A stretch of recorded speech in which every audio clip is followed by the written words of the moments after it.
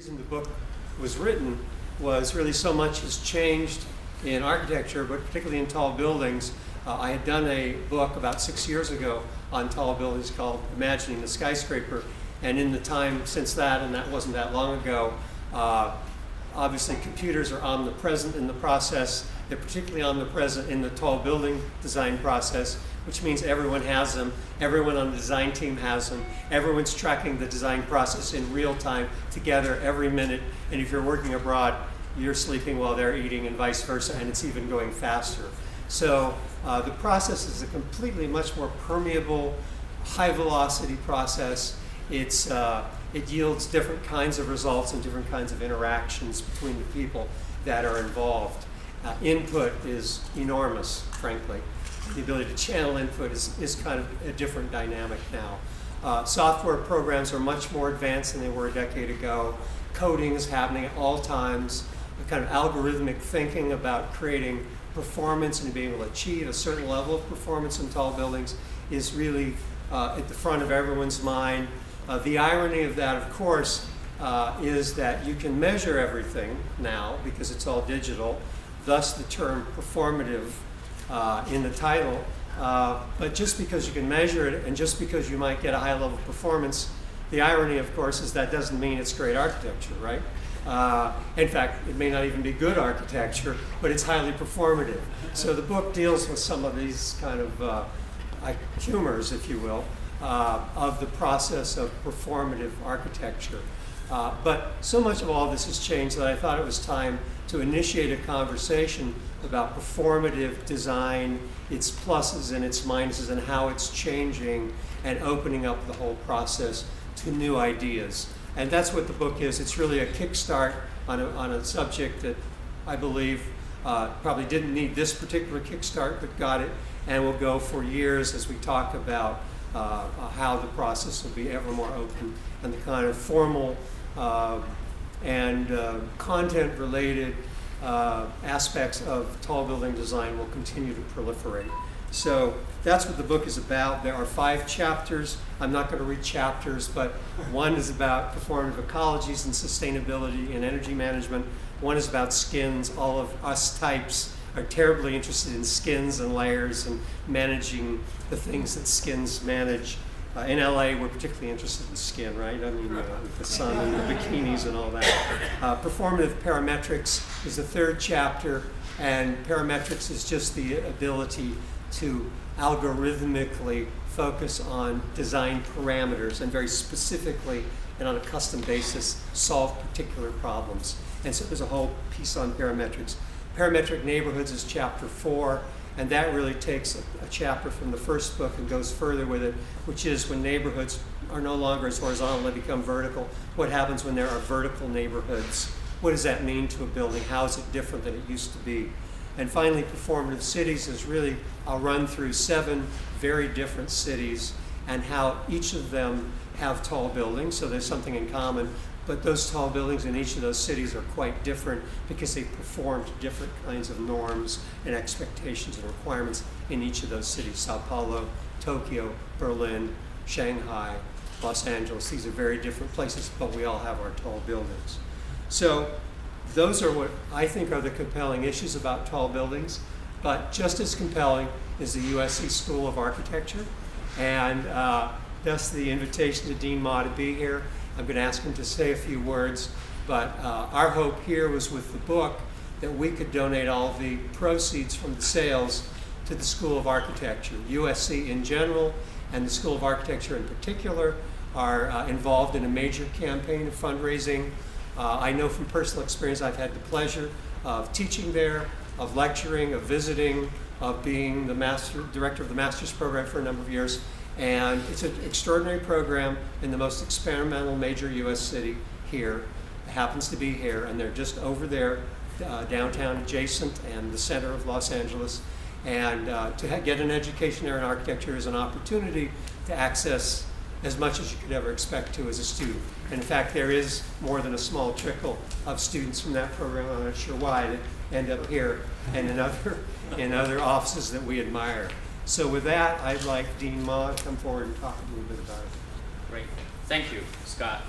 We're here really to celebrate Scott's new book, Performative Skyscraper, or Tall Building. Scott is a really generous friend. Being an architect, it's really a generous profession, right? You turn places into enjoyable environment. You turn cities into world metropolis, and you turn everything into something that enjoyed by all human beings. So that alone is a very generous profession. But also architect who can actually share knowledges through beautiful, elegant book that more people could then get into their mind, get into the process of how the generous architectural act could turn the world around into something we all enjoy. And that's generous. Even more generous is the preceding of the book that you all, I hope, have purchased one or two, maybe three. For all your friends, maybe. Right. And goes to USC School of Architecture. I see that as absolute, complete, sequential, increasing generosity that represented by my friend Scott here and his partner all here, Bill and everybody in the office. And I have to say I see this office as a generous, warm home for myself. I remember many years ago when I started my first term, I was warmly welcomed here with friends through the city, and they have really treated me well. That generosity goes deep, really. Thank you, Scott. Thank you, Bill. Thank you, everybody in Johnson Thane office and friends who are here, see the book and buying the book. Great. And so Scott has a really long connection with the school. He was the chair of the graduate architecture program for a number of years. I believe through those years, the program has really picked up what excellence practice and what critical thinking that embedded in otherwise a professional degree. And I think I myself benefit from that energy. When I first took the job, graduate school was the key to grow the graduate school into a critical mass that we can embrace practices like this, advanced technology, and really critical thinking. So that, I believe that's a cusp at the moment when Scott fulfilled his chair at that time. So for that, I think the school and myself in debt of your involvement with the school.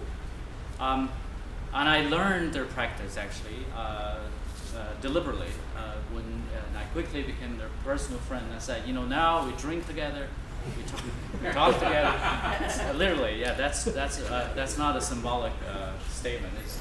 So now I have to know their work. So I dig into their practice. It's really respectable practice, have taken on this legacy of LA practice, really embrace a wide range of building types, including tall buildings. Scott has been really practicing tall buildings for 30 years. There are many landmarks in the United States, around the world, that has been designed and built under the care of the office.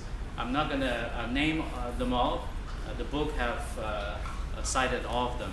But I just wanted to say, in this book, although performative is a word that has been so now popular through all the education, through all the architectural debate, through every kind of forum, but I do believe that the book has examined not only performative in its kind of environmental way, but really go deep in the design, ranging from the parametric digital forming tools that is emerging into the structural challenges for super tall buildings, but particularly in the integration of all the technology.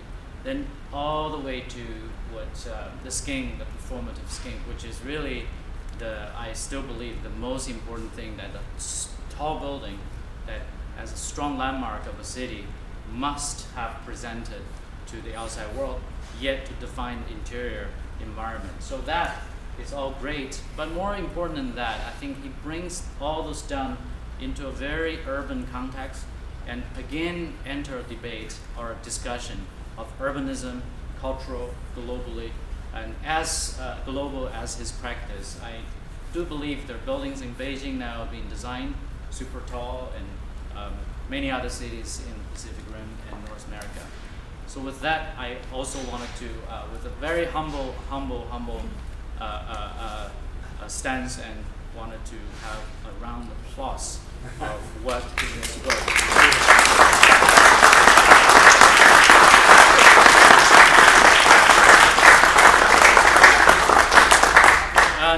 USC School of Architecture, very exciting, extremely exciting. This year marks our 100-year anniversary. It's the centennial anniversary of the program. Think about it. It's been 100 years. So I only been a dean for 7 years. I can't imagine 100 years ago what is it like, but I can only imagine that it's still going on. It is still kind of thriving and adding that rigor, adding that intensity. So we're really taking the advantage of the year and looking forward to the next 100 years. So our slogan, it's next 100 years. We past 100 years very quickly and gone. So it's the next 100 years that we're celebrating with the charge Design Forward. We are in 2 days graduating the 100th class in 2 days. On Friday, the commencement, we're delivering the 100th class to the world. And alumni graduates from this 100-year history has really changed the surface of Southern California, Los Angeles, and the world. Anywhere you go, you see buildings, and you check the design list, you must see a USC alumni on it, and professor like Scott. With that, I thank you again. If you haven't purchased the book, I encourage you to do one. Just contact your friends, numbers, your colleagues, and buy a dozen of them. It may not be everyone. Maybe have a carton price available. So now this is my dean row. I have to really push it because the preceding goes to the program. Once again, congratulations. Thank you. Thank you, everybody. Thank you, Dean Ma. Okay, Thank you.